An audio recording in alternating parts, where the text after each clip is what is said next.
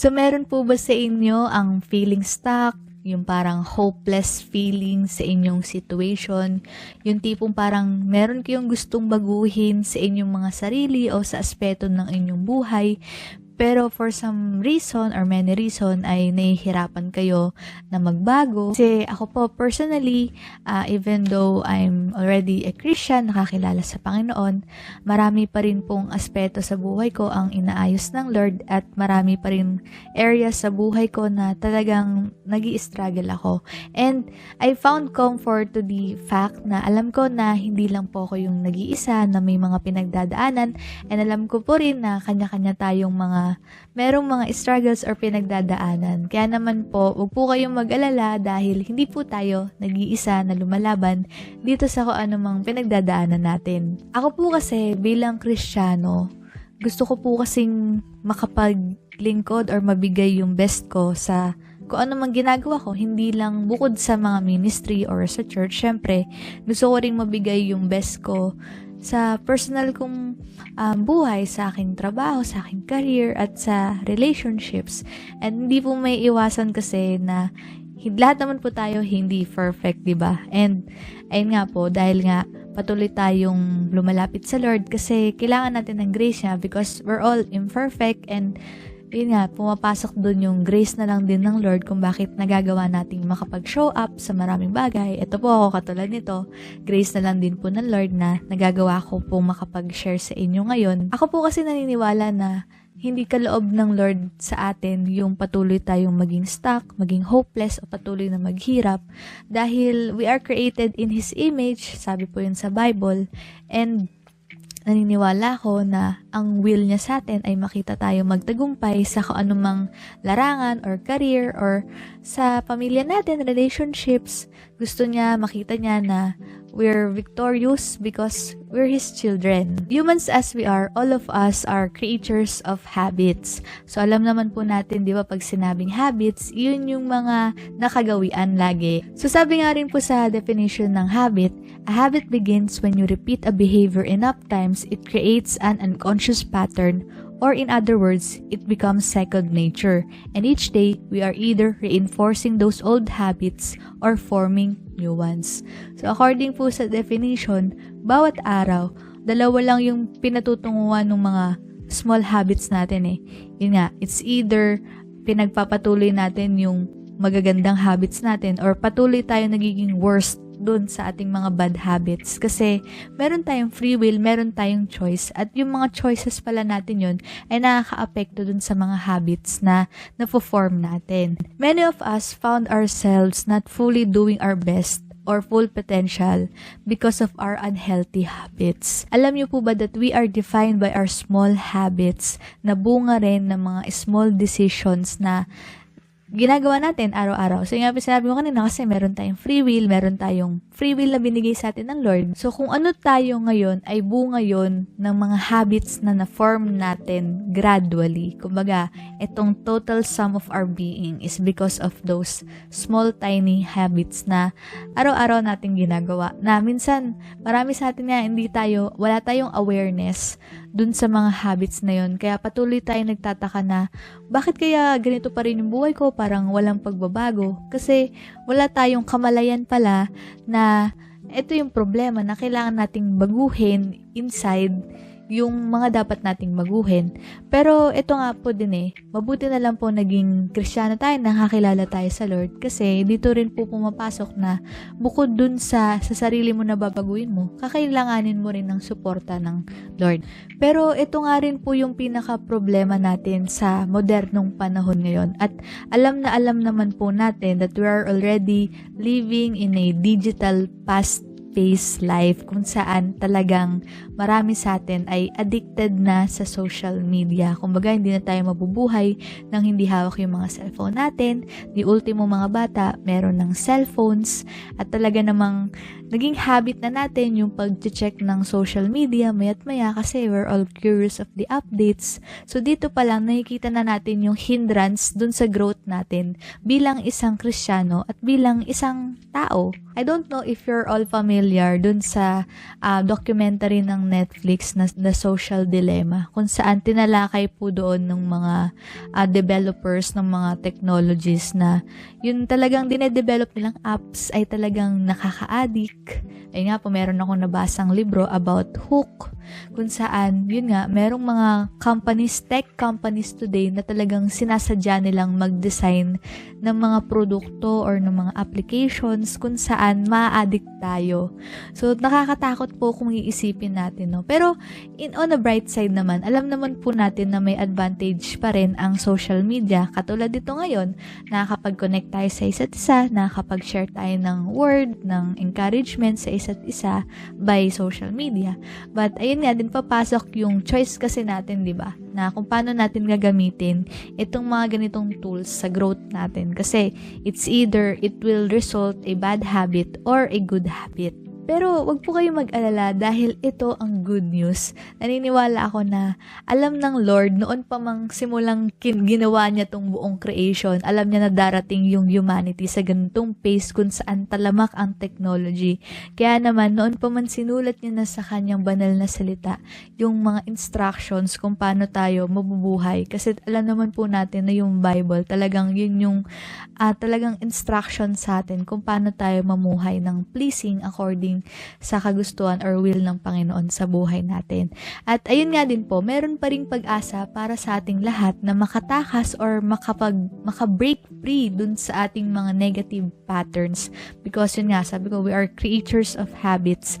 And even though na maaaring marami sa atin ngayon or katulad ko na stuck sa mga negatibong habits na nahihirapan tayong ma-break, nahihirapan tayong makabangon or magbago, it's not too late kasi sinabi po, alam niyo po itong verse na to. I know most of us are already familiar with this verse mula sa Romans 12:2. Do not conform to the pattern of this world, but be transformed by the renewing your mind. Then you will be able to test and approve what God's will is, His good, pleasing, and perfect will. Alam ko po maaaring maraming beses nyo na po itong narinig kila pastor or sa iba pang mga leaders na sinashare sa inyo itong napakagandang talata nito. Para po kasi sa akin, ito yung lagi kong reminder sa akin sa tuwing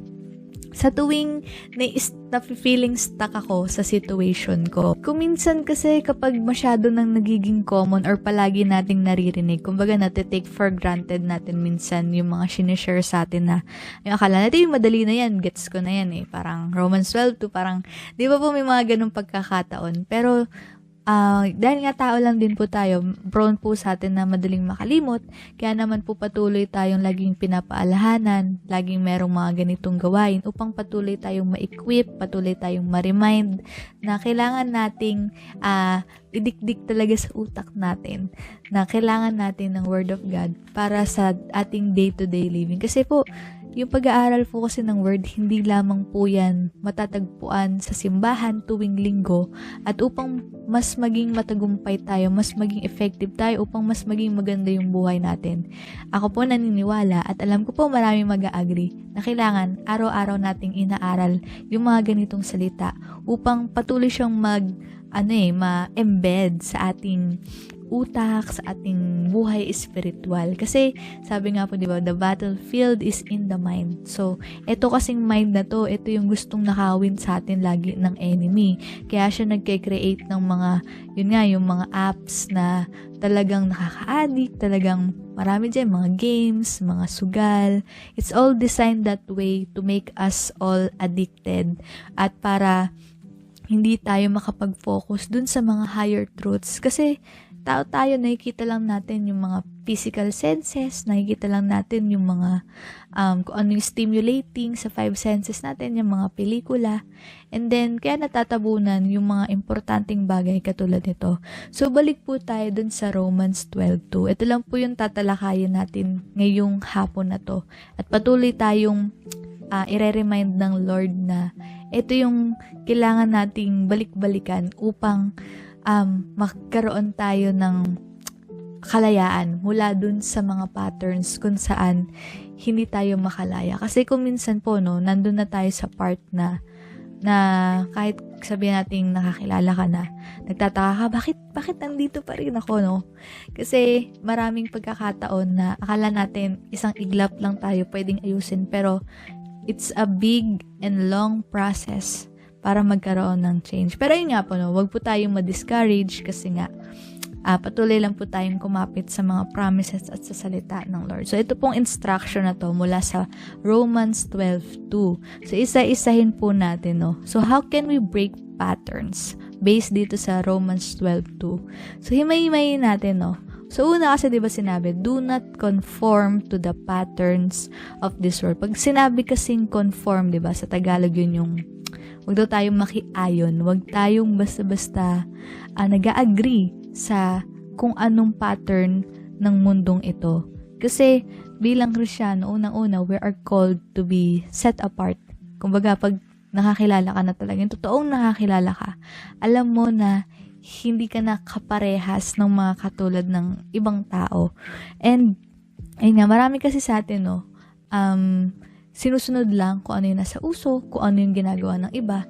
Pero kung tutuusin, hindi naman kasi lahat, hindi porket ginagawa ng lahat ay tama na. Ito rin po yung katotohanan dyan eh.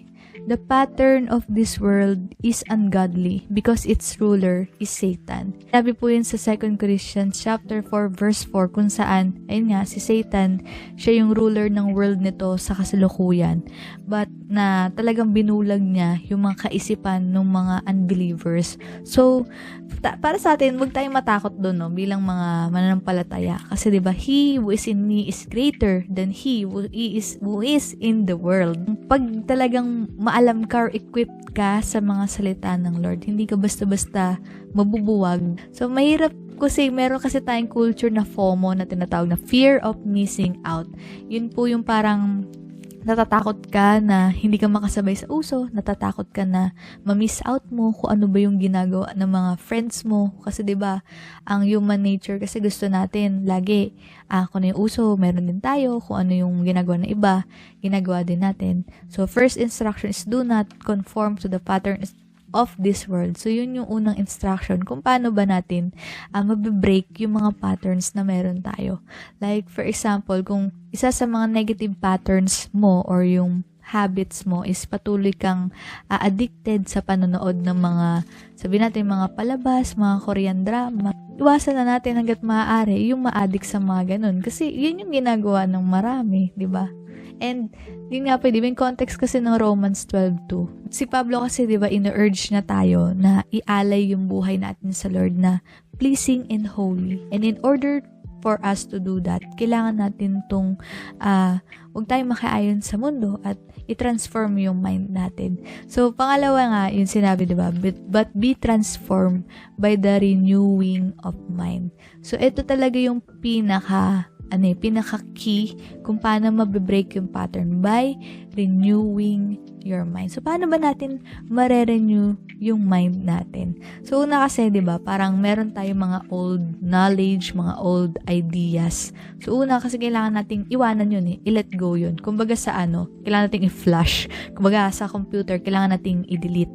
At syempre, hindi ka lang magde-delete. Kailangan palitan mo ng bago. At yung ipapalit mo dapat, yung mga godly truths. So, we have to expose ourselves to God's Word, hindi lang tuwing linggo, hindi lang tuwing magsisimba ka tuwing linggo or sa birthday mo, sa anumang okasyon, kundi araw-araw nating ine-expose yung sarili natin sa salita ng Lord. So, we have to read our Bible, we have to do our devotions, we have to pray personally or corporately, and also, we must praise and worship God. Pwede naman natin ma-praise and worship yung Lord kahit dito sa private nating mga kwarto, sa ating mga tahanan. So, ako naniniwala, or I think yung renewing ng mind talaga is all about yung magkakaroon ng connection with God. So, you connect with God with constant repentance and surrender. So, pag ikaw kasi meron kang state of surrender din, di ba, parang pinapaubaya mo sa Kanya kung ano yung gusto mong ipasok dito sa, ako naniniwala, we can ask God for that. Na, Lord, minsan, masyadong overwhelming, parang, I trust you, I invite you in my life. And yung repentance ba na we're always aware how badly we needed a Savior.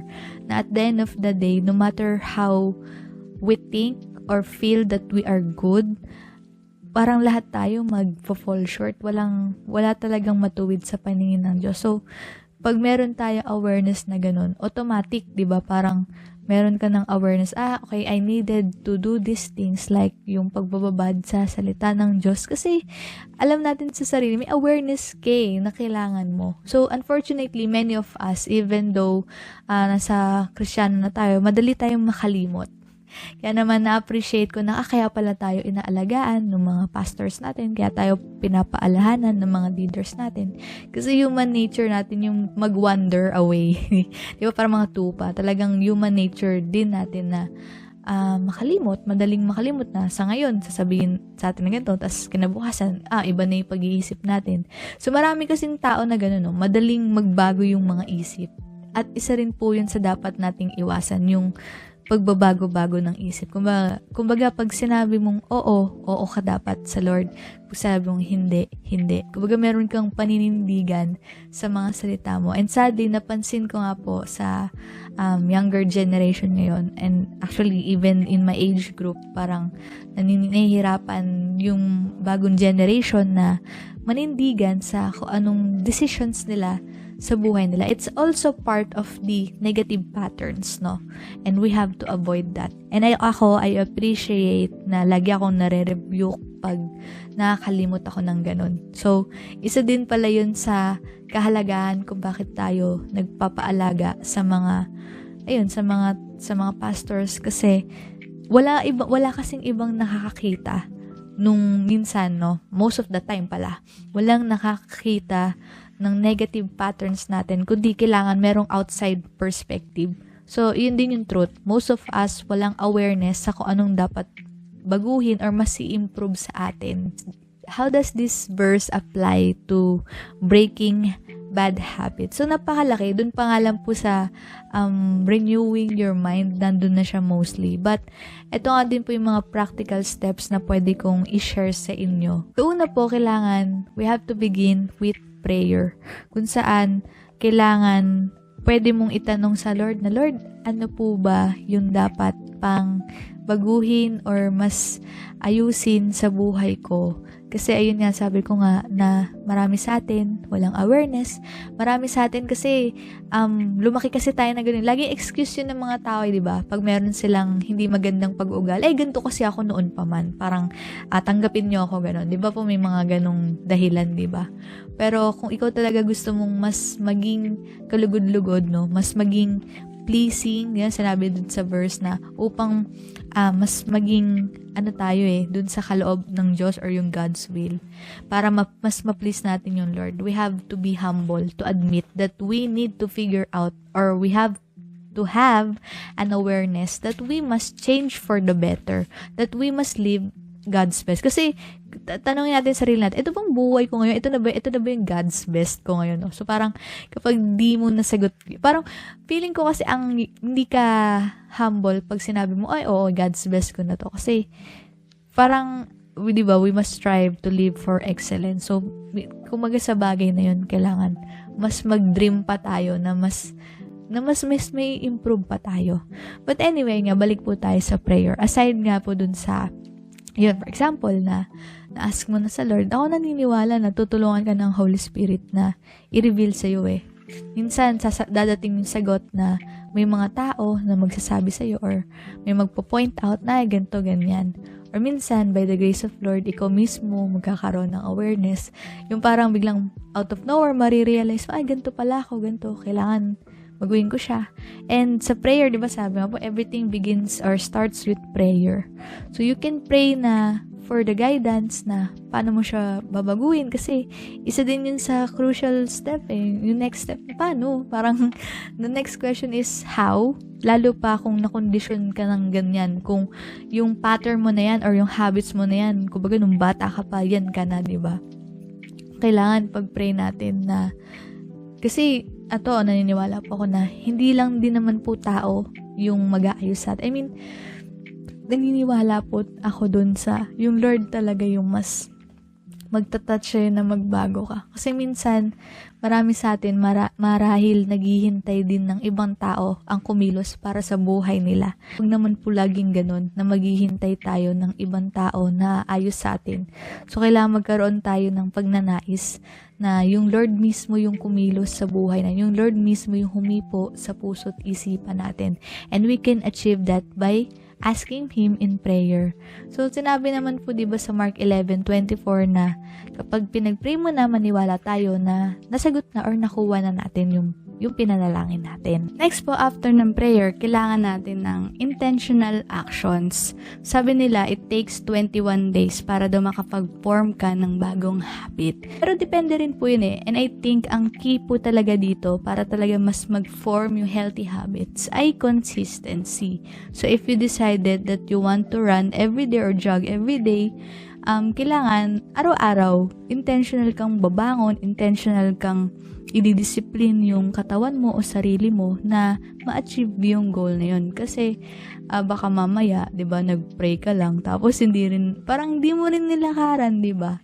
So parang hindi mo rin in-apply yung mga natututunan mong word of God. So wala ring saysay yung mga ilang bagay. And alam ko po na hindi madali tong intentional action to. Kaya naman po sa number 3, we have to surround yourself with supportive people for accountability and encouragement. So dito na po pumapasok yung mga tao sa paligid natin or yung community na kinabibilangan natin. Kasi malaking factor din po yun. Like, for example, kung Christian ka, kailangan mo ng Christian community na mag-aalaga sa'yo para mas mag-grow ka sa Lord.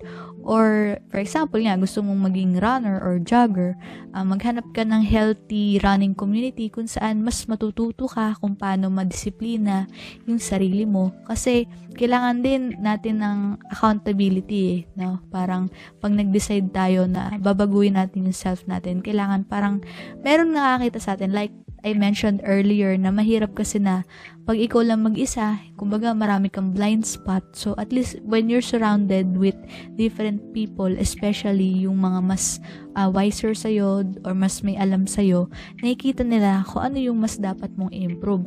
Diba nga po yung mga business owners, meron silang mga advisors kasi nga kailangan nila ng guidance. So kailangan din po natin ng guidance ng mga tao sa paligid natin. Kasi diba nga, kaya nga tayo nilikha ng Lord na to have fellowship with one another because no man is an island. Number 4, we have to maintain our spiritual disciplines. Katulad po ng mga nabanggit ko under dun sa renewing your mind. Nandun yung pagbabasa ng Bible, doing your devotion, praying, praise and worship, and ayun, yung pagbababad talaga natin sa presence ng Lord kasi malaking factor din po yun sa pagtatagumpay natin. Kasi kapag ikaw meron kang guidance talaga ng Lord. Kasi baka mamaya, masobrahan tayo dun sa tao lang tayo nagre-rely lagi. Kasi may tendency na what if na hindi, yun pala, kailangan careful din po tayo dun sa hinihingan natin ng mga advice kasi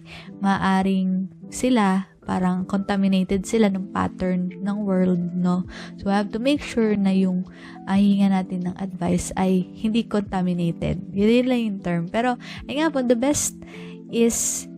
one of the best thing to do is magbabad lang sa presence ng Lord kasi yun talagang siya yung pure source mo ng yung strength and encouragement kasi maraming mga pagkakataon din, may mga darating na times na hindi tayo mabibigyan ng encouragement ng mga tao sa paligid natin. So, na maaaring talagang sa Lord lang natin mahanap yung encouragement na hinahanap natin. So, ako po naniniwala na pag ang Lord naman talaga nagbigay ng support, kumbaga hindi naman niya binibigo yung mga taong talagang nananalig sa kanya. So, faith lang talaga. Ito pong number 5, sinama ko to If necessary, seek professional help. Kasi hindi pa rin po natin makakaila na, for example, sinama ko siya kasi as someone who's dealing with some mental health issues, kailangan natin ding hindi i-deny yung reality na yung brain kasi organ yan diba? And yun yung mga habits, dito siya na form marami din sa atin na hindi lang aware na maaring ito pala nandito sa brain natin yung problem. That's why we need to seek professional help. Pag sa tingin nating ginawa naman na natin yung ibang bagay na tingin nating kaya natin gawin, pero for some reason talagang nahihirapan tayo. So ako po, I decided to seek professional help kasi mas bukod dun sa naalagaan, bukod nga dun sa meron kang church community, importante rin po na pangalagaan natin yung mental health natin. Kasi, kumbaga, ito yung pagkaka-explain sa akin nung kakilala ko po, no? Yung sa mga mental, kasi taboo, di ba po, yung pag-check up sa mental health kasi, ayun, alam naman po natin yung stigma pagdating dun sa mga ganun. Pero yung kakilala ko po, ang pagkaka-explain niya sa akin, naiintindihan ko siya in a way na, yung brain mo kasi, di ba, organ yan, na walang kaibahan sa organ mo, kunwari, sa puso. So, ikaw, di ba, sa sakit sa puso, nagpapadoktor ka, kasi kailangan ayusin yung organ mo na heart. So, ganun lang din sa brain. Diba? Sana po na-gets nyo. No? Sinama ko lang siya kasi as someone na was dealing with mental health issues. So, I don't know po sa inyo kung meron kayong mga ganong dinideal, and we have to be intentional also about that. Kasi kapag ikaw talaga seryoso ka na gusto mong gumaling, na mas maging better, na mas maayos yung relationships mo, yung career mo, kailangan nating magpakonsulta sa mga professionals talaga, na mga doktor, yung mga psychologists, and so on. Yung mga trained professionals to handle this one. So, number 6, we have to reinforce your good habits with small rewards. So, ito yung pinasa ko siya parang nakikita ko to as something na we don't need to be too hard on ourselves. So, ako po, note ko po ito sa sarili ko kasi masyado akong minsan harsh sa sarili ko kasi prone ako minsan lagi na sisihin yung sarili ko kapag, ayun nga, nakikita ko na stuck na naman ako doon sa dati kong patterns, na bumabalik ako doon sa dati kong habits, no? Pero, one step at a time, Sabi ko nga po sa inyo, hindi isang click yung pagbabago, no? It takes a really long time. And when we notice na nagkakaroon tayo ng magandang progress, so why not from time to time na bigyan natin ng small rewards yung sarili natin? Kasi mas nagre-reinforce siya, na magkakaroon siya ng reinforcement sa brain natin na, okay, parang kumbaga mas lalo tayong gaganahan. Diba po na, bawa, na-achieve mo yung tong certain goal, kumain ka ng cake, di ba? Mas parang naka-encourage lalo yun, yung ganun bang mga simpleng bagay. So, huwag ba tayo masyadong harsh sa sarili natin kapag nahihirapan tayo na mag-break free sa mga old patterns natin. Kasi ako po naniniwala, no, mahal tayo ng Lord. Mahal ako ng Lord. Nakikita niya ako, nag-struggle ako personally, na tingin ko, nakikita naman niya ng Lord. Nakikita ng Lord yung ginagawa natin. Nakikita niya yung efforts natin na mas gusto nating maging better. Alam ko, naniniwala ako nakikita niya yun. And naniniwala din ako na hindi niya binabaliwala yung efforts na yun. Kaya, lagi ko na lang iniisip, minsan kapag na-stuck ako dun sa negative thought pattern, no? Kahit sa isip natin, may patterns din So, pag na-stuck ako dun, lagi ko na lang nare-remind sa sarili ko na there's no condemnation in Christ. No? So, bago pa natin napatawad yung sarili natin, si Lord, napatawad niya na tayo agad Kasi, di ba, yung ginawa niya sa cross, na sacrifice, na-cover na nun lahat Di ba? Ganun katindi yung sacrifice na yun sa cross. Kaya sa tuwing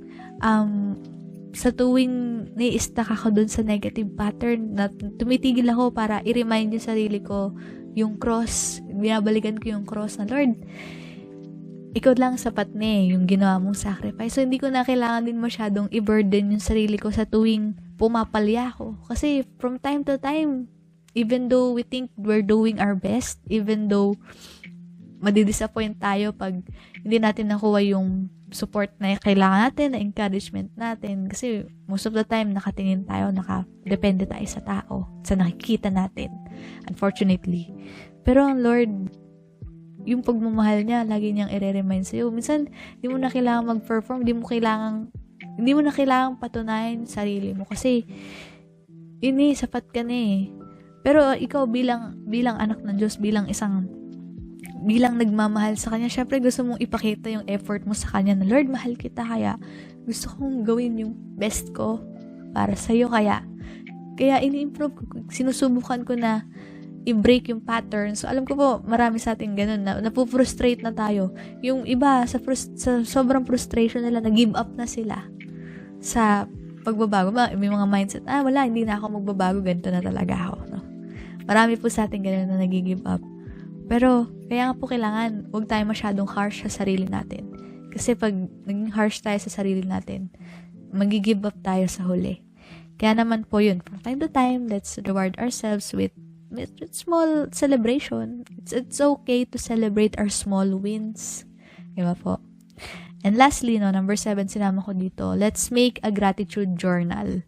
No, parang, yun nga po, parang kasama na rin doon sa reinforcing positivity na pag nakaka-achieve ka ng goal mo or na-achieve mo yung goal mo na ma-break yung habit, parang pag mas lalo kang nagpapasalamat, nare-reinforce lalo yung brain mo na mas mas lalo pang gawin yung habit na or yung pattern, yung bagong pattern na ginagawa mo sa life mo. So, yun lang naman po yung mga na-share ko sa inyo. Sana po meron kayong nakuwang mga kumbaga alam ko kahit yun po sabi ko kanina na maaring narinig nyo na ito na maraming beses na sinishare. Pero it's just that it's really timely for me na as someone na merong kinakaharap na negative patterns. So, sana po talaga meron kayong nakuha dito sa aking share. So, yun po, mag-pray na po tayo ulit.